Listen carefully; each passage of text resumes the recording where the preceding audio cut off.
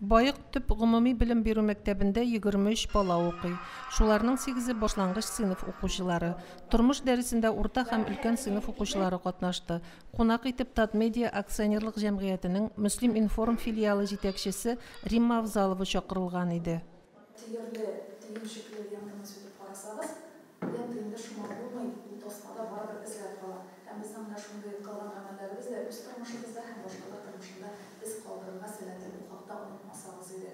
Кирәкле темалар күтәрелә.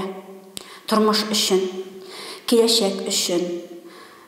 Чөнки инде бүген мәктәп баласы, иртәгә инде ул безнең җәмгыятьнең тулы хокуклы дип әйтәбез гражданнары. Алар мәктәптән чыгып киткәндә тормышка әзер булып чыгып китәргә тиешләр.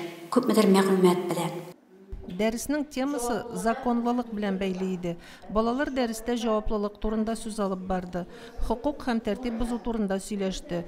Укучылар тема буенча сорауларга җавап бирде. Кунак та үз фикерләрен җиткерде. Мәктәптә миңа бик ошый укырга, миңа математика, рус теле, татар теле, әдәбият фәннәре ошый. Мәктәптән тыш мин курайда уйныйм, курай түгәрәкләренә йөрим. Укырга яратам, олимпиадага, татар теленнән олимпиадага әзерләнәм. Бүгенге тәрбия сәгатендә без үзебезнең эшебезнең җаваплылыклары турында өйрәндек. Бу дәрестә безгә бик күп яңа мәгълүматлар алдык. Безгә бу дәрес бик ошады. Тәрбия дәресләре үз югарылыгында үтә, тормыш дәресләре.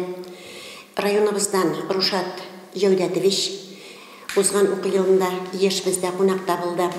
Һәм безнең хокук органнарыннан, район эчке эшләр бүлегеннән безнең участковыйбыз Маликов Илдар, шулай ук Рунар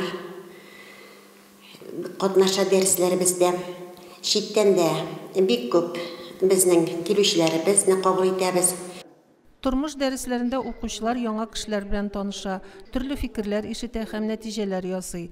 Төрле һөнәр ияләре белән очрашу балаларга һөнәр сайлауда да ярдәм итә.